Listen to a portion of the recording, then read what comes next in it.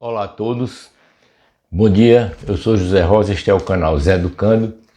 Estamos aqui nessa sexta-feira, o que a gente chamou de Sextou com Livros, para comentar mais um bom livro com vocês.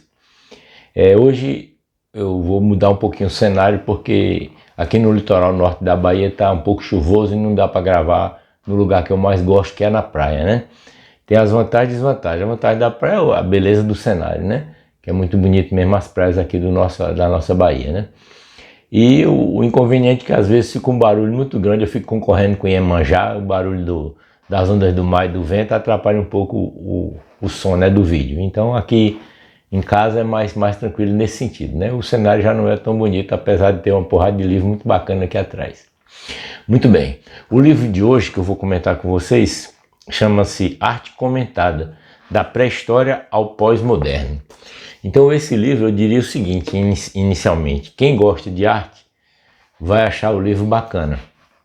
Quem gosta de história também vai achar o livro bacana. E quem gosta de arte e de história, como é o meu caso, acha o livro muito bacana, muito bom, né? Por que eu não digo excelente? Eu não digo excelente porque no final eu vou fazer algumas críticas rápidas e vocês vão entender por que eu não entendo que esse livro é muito bom realmente, mas não é excelente, né? Esse livro, na verdade, ele é um livro grandão, né? Vocês estão vendo aí pela parte de capa, né? Ele é um livro largão, mas ele tem apenas 200 e poucas páginas, 200 páginas na verdade, né? 200 e poucas páginas. Então, para abarcar uma história da arte todinha, né? Da pré-história ao pós-moderno, você vê que não daria em 200 páginas. O livro aqui já teria que ter pelo menos 3 tomos, né? Porque ele é muito ilustrado, né? Tem muito texto, obviamente, mas ele é muito ilustrado. Então eu vou pincelar 3, no final eu vou fazer a crítica que eu gostaria de fazer sobre o livro, né? Eu li recentemente, eu gosto muito dessa temática, né? De história da arte. Já fiz alguns cursos e continuo fazendo sobre esse assunto que me fascina bastante, né? Na capa do livro tem logo a Mona Lisa aqui, né? Como vocês estão vendo. Então eu vou pincelar 3 pedaços, né? Que eu achei assim muito bacana do dizer do livro. O livro ele é dividido em vários tomos, assim, vários capítulos. E para vocês terem ideia, os capítulos são divididos nos seguintes agrupamentos, né? Nascimento da arte, da pré-história à Idade Média. O renascimento da arte, Renascença e Barroco. Século XIX, o nascimento dos ismos. Século XX, a arte moderna, e o século XX e além, arte contemporânea, já é mais aqui da nossa época, né? Muito bem, quando ele está falando ainda da primeira parte, né, do nascimento da arte, da pré-história à Idade Média, e seguinte, ele tem um trecho aqui que eu acho muito bacana, que ele vai colocando a evolução da arte, né? E como um povo foi adquirindo e mudando a arte do outro, né? Foi o caso que aconteceu com os romanos em relação aos gregos, né? Tanto com relação à arte quanto à ciência, quanto à organização política e tudo, eles herdaram, né? E adquiriram muita coisa relativa aos gregos, né? Que os romanos não eram burros, né? Com certeza. Então o que que tem uma frase aqui do poeta Horácio, né? Que ele resume bem isso. Ele diz assim, ó, ele observou com ironia, ele diz assim: a Grécia conquistada conquistou seu brutal conquistador. Ele conquistou através da cultura, da arte, na verdade, né? A Grécia conquistando o romano que o conquistou fisicamente, né? Nas batalhas. Muito bem, eu achei interessante essa frase só dessa primeira parte. Aí, porque são tantos artistas, né, gente? São tanta coisa que não tem nem como eu detalhar isso aqui para vocês. O livro que eu comprei, que eu esqueci de falar dos autores, né? Quem são os autores? É Carol Strickland, PhD, e John Boswell, mas não tem nenhum dado mais detalhado nesse livro sobre esses 2 autores. Por isso que eu não, como é de praxe aqui, eu falo um pouco sobre os autores, mas eu não tenho dados sobre esse autor, também não fui pesquisar na internet, preferi concentrar mais na leitura do livro. Então, como eu estava colocando, eu comprei esse livro na livraria aqui em Salvador, e quando eu peguei o livro, achei que o livro era usado. Eu digo, rapaz, que coisa mais estranha, né?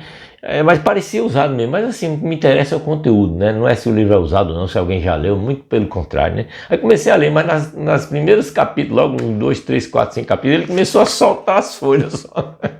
Então eu acho que ele é usado mesmo. Mas é muito bom, é tão bom que eu não fiz muito questão disso, né? Depois eu arrumo um jeito de colar aqui as folhas que várias delas soltaram. Mas eu queria, assim, destacar, são tantos grandes pintores, grandes desenhistas, grandes artistas, que é danado, mas eu vou destacar dois aqui, que a maioria todo mundo conhece, obviamente, mas tem passagens da vida deles que para mim foi inédita, e quem sabe não é inédita para você, né? Então eu vou destacar apenas o Leonardo da Vinci, né?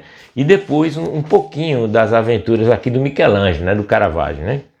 Muito bem, eu vou só citar aqui duas partes, né? E um sobre a Mona Lisa, né? Que é a capa desse livro aqui. Então, o Leonardo da Vinci, né? O termo homem da Renascença veio a significar um indivíduo de talentos múltiplos, que irradiava saber. Seu protótipo foi Leonardo, que chegou mais perto desse ideal do que qualquer outra pessoa de então e desde então. Leonardo foi universalmente admirado por sua bela aparência, seu intelecto e seu charme. Sua beleza pessoal não podia ser maior, segundo a opinião de um companheiro desse homem alto, de longos cabelos louros, de quem cada movimento era a pura generosidade e cujas habilidades eram tão excepcionais que ele resolvia prontamente qualquer dificuldade. Como se não bastasse, Leonardo cantava divinamente, pelo menos não sabia. E sua encantadora conversação conquistava todos os corações. Que personalidade foi Leonardo da Vinci, né? Ávido alpinista, também eu não sabia que ele tinha sido alpinista. Leonardo adorava escalar as montanhas e era também fascinado pelo voo. Isso aí a gente desconfia, né? Quando via pássaros em gaiola, pagava ao dono para soltá-los. Esboços de asas eram frequentes nos cadernos em que projetava os inventos voadores que veio a construir. Isso nós sabemos, né? Helicóptero, paraquedas e tal. Ele próprio os experimentava na esperança de se alçar às alturas. Certa vez escreveu quero realizar milagres, ambição evidente em suas invenções, uma máquina para remover montanhas, um paraquedas, um helicóptero, um tanque blindado, um sino de mergulhador. Um gênio, né? Leonardo da Vinci. Leonardo fez mais que qualquer outro para criar o conceito de gênio artista. Quando deu início ao seu primeiro projeto, o artista era considerado um artesão servil. Ao acentuar permanentemente os aspectos intelectuais da arte e da criatividade, Leonardo transformou o status do artista em, segundo suas palavras, Senhor e Deus. Seu brilho tinha uma mácula. O pintor contemporâneo Vasari qualificou Leonardo de volúvel e cheio de caprichos. Isso também eu não sabia. Sua curiosidade era tão onívora que as distrações o atraíam constantemente de um projeto incompleto a outro. Quando foi contratado para pintar um altar, dedicou-se antes a estudar o movimento das marés do Adriático. Que coisa, gente! E inventou sistemas de prevenção de deslizamentos da terra. Um padre disse que Leonardo ficou tão obcecado com suas experiências matemáticas que nem conseguia pegar nos pincéis. Porque ele era matemático também, né? Menos de 20 trabalhos de Leonardo sobreviveram. Isso também não sabia. Menos de 20 trabalhos. Morreu aos 75 anos na França, onde fora chamado de Francisco I, né, o rei, unicamente para conversar com o rei. Em seu leito de morte, segundo Vasari, Leonardo admitiu que tinha ofendido Deus e a humanidade por não desenvolver sua arte como devia. Achei esse resuminho da biografia, né, de Leonardo da Vinci muito bacana. E tem um resumo aqui da Mona Lisa, né, vou colocar ela aqui para você também. O quadro, né, todo mundo conhece, mas é genial, né, que tem muitos detalhes, gente, que eu mesmo não sabia e gostaria de compartilhar com vocês. Então diz assim, esse trechinho, né, esse quadrinho sobre a Mona Lisa. Decorou o quarto de Napoleão Bonaparte, até ser levada para o Louvre em 1804. Provocou engarrafamentos no trânsito de Nova York, quando 1,6 milhão de pessoas se precipitaram para vê-la numa exposição de 7 semanas. Em Tóquio, permitia-se a cada visitante 10 segundos apenas para olhar o quadro. O objeto de toda essa atenção foi o retrato mais famoso do mundo, ou seja, a Mona Lisa. Historicamente, ela não era uma pessoa importante, mas provavelmente a jovem esposa de um mercador florentino chamado Giocondo. Mona era a abreviatura de Madonna, que quer dizer Nossa Senhora. O retrato definiu os padrões para a alta renascença em vários aspectos decisivos. o uso da perspectiva com todas as linhas convergindo para um único ponto de fuga atrás da cabeça de Mona Lisa e a composição triangular estabeleceram a importância da geometria na pintura. Era diferente dos rígidos perfis dos retratos que haviam sido a regra geral, pois mostrava a imagem numa postura natural, relaxada em 3/4. Observe que é isso mesmo que está na pintura do genial Leonardo da Vinci. Para chegar a esse conhecimento exato de anatomia, tão evidente nas mãos de Mona Lisa, Leonardo morou no hospital, onde estudou esqueletos e dissecou mais de 30 cadáveres. E coisa, isso eu também não sabia. Uma das primeiras pinturas em tela destinadas a serem penduradas na parede, a Mona Lisa realizou plenamente o potencial do novo veículo, a tela. Em vez de tomar como ponto de partida as figuras delineadas, como os pintores costumavam fazer antes da Renascença, Leonardo usou o claro escuro, né, para modelar as feições por meio de luz e sombra. Começando com tonalidades escuras, ele construiu a ilusão de feições tridimensionais com várias camadas de vidrado fino semitransparente. Até as pupilas de Mona Lisa foram compostas com sucessivas camadas finas de pigmento. Essa técnica do escumato apresenta um conjunto, segundo as palavras de Leonardo, sem linhas ou fronteiras, a maneira de fumaça, é o esfumato, né? As cores vão do claro ao escuro, numa gradação contínua de tonalidades sutis, sem bordas definidas que as separem. As formas parecem emergir das sombras e se misturar nelas. E ela tem o famoso sorriso, né? O sorriso de Mona Lisa. Para evitar a solenidade dos retratos formais, Leonardo contratou músicos e bufões para distrair a modelo. Que coisa, gente! Embora deixasse frequentemente o trabalho incompleto devido à frustração, quando suas mãos não acompanharam a imaginação, esse quadro foi imediatamente aclamado como obra-prima e influenciou muitas gerações de artistas. Em 1911, um trabalhador italiano, indignado pelo fato de que o melhor da arte italiana residia na França, roubou o quadro do Louvre para devolvê-lo ao solo pátrio. Que coisa! A Mona Lisa foi encontrada no quarto miserável do patriota 2 anos depois, em Florença. Isso eu também não sabia, que ele tinha sido roubado para colocar na Itália, né? Por esse maluco aqui. Em 1952, havia mais de 60 versões da Mona Lisa. Olha que coisa! Desde a Mona Lisa de Cavaignac, de Marcel Duchamp, em 1919, até a série em silkscreen de Andy Warhol e a imagem de Jasper Johns, de 1983. A Mona Lisa é não só o mais admirado, como o mais reproduzido de todos os quadros do mundo feito até hoje. Então eu tinha que colocar, não é, como no comentário desse livro, um belo livro para vocês. Muito bem, e aí, mas só para finalizar aqui esse nível de comentário, que é do conteúdo do livro, é também sobre Michelangelo. Né? Michelangelo é outra criatura assim marcante, né, na história da arte do mundo, né? Caravaggio. Então, resumidamente, assim que ele colocou uma parte que eu achei bacana, e tem coisas também que eu não conhecia e talvez vocês não conheçam sobre Michelangelo. Então, Michelangelo foi criado por uma ama de leite, cujo marido era um cortador de pedras.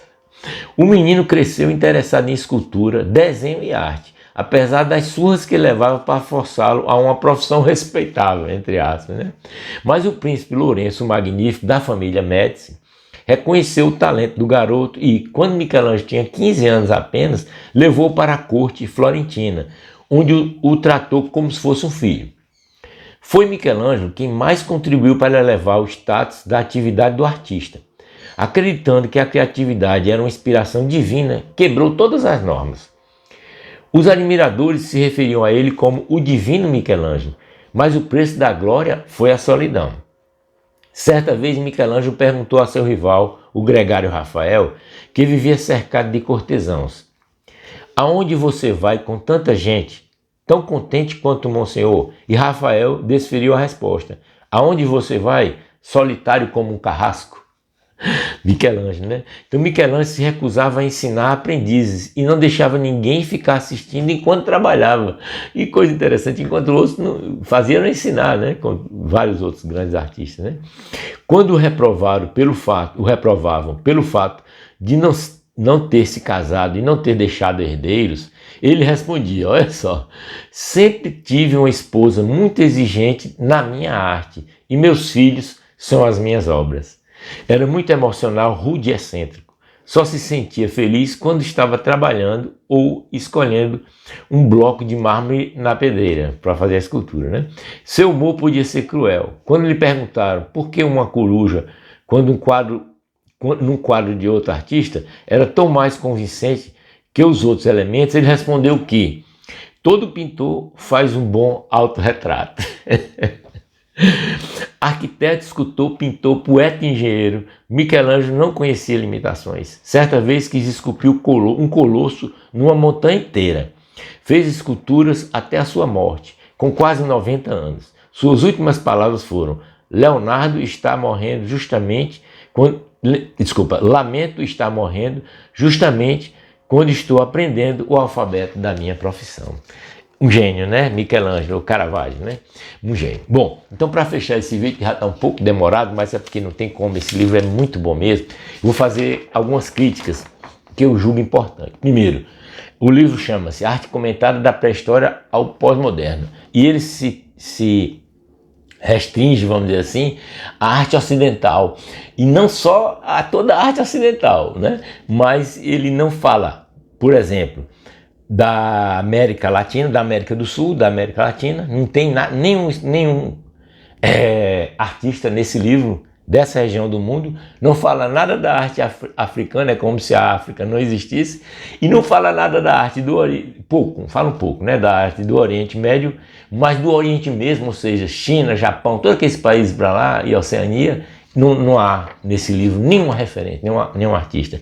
Então, por exemplo, como é que a pessoa pode falar em arte, né, e da pré-história ao pós-moderno, sem citar só os nossos, só meia dúzia que eu vou falar aqui: Portinari, Cândido Portinari, Aleijadinho, Oscar Niemeyer, Sebastião Salgado, grande fotógrafo, porque ele fala de fotografia também nesse livro, Di Cavalcanti e Tarsila do Amaral, só para citar 6 nossos, né? Então um livro desse é incompleto, por isso que eu digo que tem que ser o volume 1, volume 2, volume 3, estou esperando os outros volumes aí, né? Outra coisa que eu critiquei um pouco nesse livro é o seguinte, talvez por custo, né? As cópias em preto e branco de quadros de pintura que tem cor, ou seja, tem quadros que são fundamentais. Por exemplo, tem uma parte que ele fala de Gauguin, Paul Gauguin, que Gauguin diz que a vida é cor. E aí alguns quadros aqui que ela coloca, e eles colocaram a foto, né, e fizeram referências e falaram sobre o quadro, está em preto e branco, quer dizer, não fez o menor sentido, né? Então isso realmente é complicado, não dá para entender por que foi feito isso. Era melhor não ter colocado a foto do quadro, né? E outra coisa é que às vezes ele faz citações, não vou dizer aqui, mas faz citações de pinturas famosas de determinados artistas, né? E ele não mostra no livro a obra, então fica um negócio meio incompleto, né? Se você citar uma obra muito boa, muito famosa de um artista, e não colocar a foto dela mesmo ali colorida, fica complicado. Então essas críticas que eu faço ao livro, mas realmente é um livro muito bom, viu?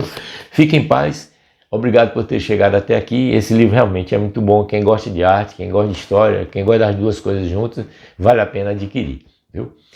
Por favor, comentem o que desejarem, né? Curtam o vídeo, coloquem o sininho para receber as notificações e se inscrevam no canal se não tiver inscrito ainda.